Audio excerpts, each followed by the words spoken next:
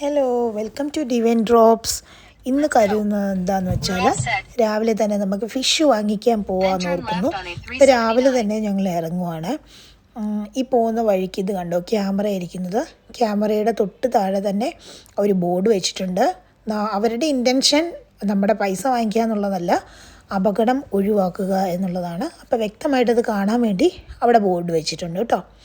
നമ്മൾ മുമ്പോട്ട് പോകുമ്പം ചെറിയ വഴികളാണ്. ഞാൻ കഴിഞ്ഞ വീഡിയോയിലും പറഞ്ഞിരുന്നു, ചെറിയ വില്ലേജിലൊക്കെ ചെറിയ വഴികളാണുള്ളത്. അപ്പം അങ്ങേ സൈഡിലുള്ളവർ നമുക്ക് വേണ്ടി കുറച്ച് വെയിറ്റ് ചെയ്യും.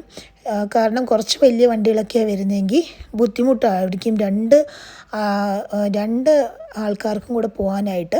അപ്പം നമ്മളിവിടെ കുറച്ച് നേരം വെയിറ്റ് ചെയ്തു. അപ്പം അവിടെ നിന്നുള്ള എല്ലാ വണ്ടികളും ഇങ്ങോട്ട് പോയി. ഇനി നമ്മൾ തിരിച്ചതുപോലെ തന്നെ നമ്മളും വെയിറ്റ് ചെയ്യേണ്ടി വരും ചില സ്ഥലങ്ങളിൽ.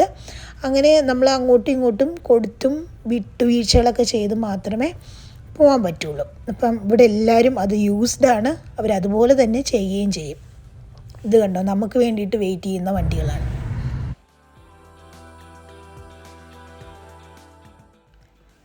എങ്ങോട്ടാണ് പോകുന്നതെന്ന് പറഞ്ഞില്ലല്ലോ അല്ലേ. അപ്പം മോറിസൺസിലോട്ടാണ് പോകുന്നത്. എനിക്ക് നേരത്തെ അറിയത്തില്ലായിരുന്നു മോറിസൺസിൽ ഇതുപോലെ ഫിഷ് കിട്ടും എന്നൊക്കെ.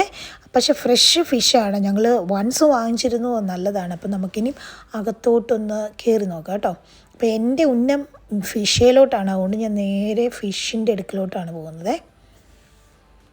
ഇവിടെ അത്യാവശ്യം എല്ലാ മീനുകളുണ്ട്. തിലാപ്പിയ, അതുപോലെ തന്നെ നമ്മുടെ കണവ, ഞണ്ട്, അങ്ങനെ എല്ലാം, ചിപ്പി, അങ്ങനെ എല്ലാ സാധനങ്ങളും അത്യാവശ്യം എല്ലാം ഉണ്ട്. മത്തിയൊക്കെ ഉണ്ടായിരുന്നു കേട്ടോ.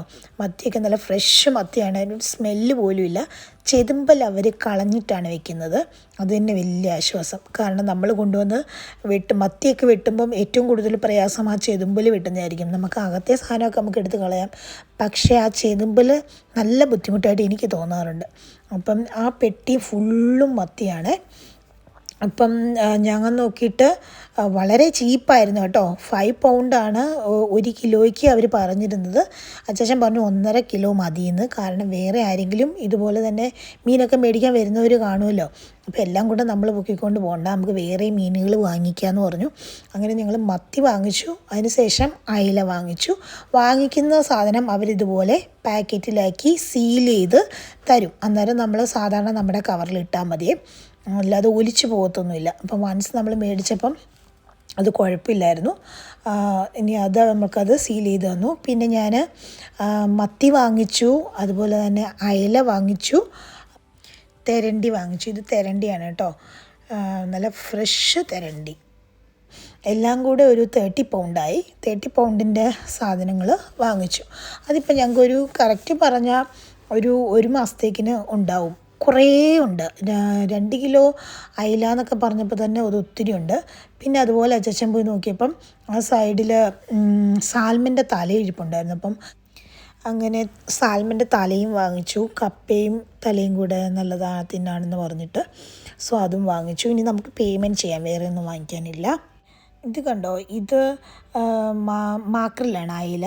പക്ഷെ എനിക്കത് ഒരുപാടുള്ളതുപോലെ തോന്നി. 2 കിലോ ആണ്, പക്ഷെ എനിക്കത് ഒരുപാടുള്ളതുപോലെ തോന്നുന്നു. പിന്നെ മറ്റേത് നമ്മുടെ തെരണ്ടി, അടുത്തത് അയില, ഇത് എന്താ സാൽമൻ്റെ ഹെഡ്, പിന്നെയുള്ളത് നമ്മുടെ മത്തി. എനിക്കിതൊക്കെ ഒത്തിരി ഉള്ളതുപോലെയാണ്. സാധാരണ നമ്മൾ കടയിൽ നിന്ന് മേടിക്കുന്നതിനെക്കാട്ടിലും കൂടുതലുള്ളതുപോലെ തോന്നും. ചിലപ്പോൾ ഈ ചെതുമ്പലൊക്കെ കളയുമ്പോഴത്തേന് തന്നെ വെയിറ്റ് കുറയുമായിരിക്കില്ലേ. എനിവേ നമ്മൾ മേടിക്കാൻ ഉദ്ദേശിച്ച സാധനമൊക്കെ വാങ്ങിച്ചു. നമുക്കിനി തിരിച്ചു പോകാം. അപ്പോൾ അച്ചാച്ചൻ സാധനമെല്ലാം ആ കവറിനകത്താക്കി. അതിൽ കുറച്ച് കൂളിംഗ് നിൽക്കുന്ന ഒരു കവറാണ്, നല്ല കൂളുണ്ടാവും. അതിനകത്ത് സിൽവർ കോട്ടിംഗ് ഒക്കെ ഉണ്ട്. അപ്പം നല്ലൊരു ബാഗാണത്. അപ്പം സാധനമെല്ലാം അതിനകത്താക്കി നമുക്ക് വീട്ടിൽ പോവാം. നല്ലൊരു ആ കവർ.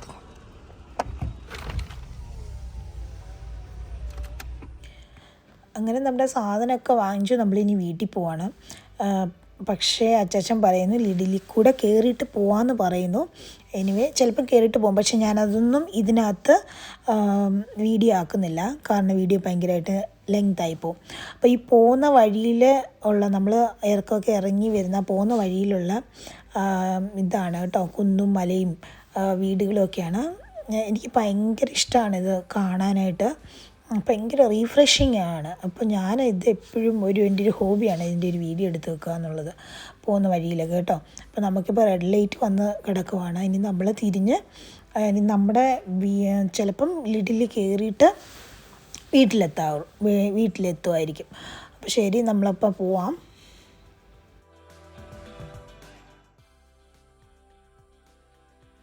നോക്കിക്കേ, ഈ സ്ഥലങ്ങളൊക്കെ എത്ര മനോഹരമാണെന്ന് നോക്കിക്കേ.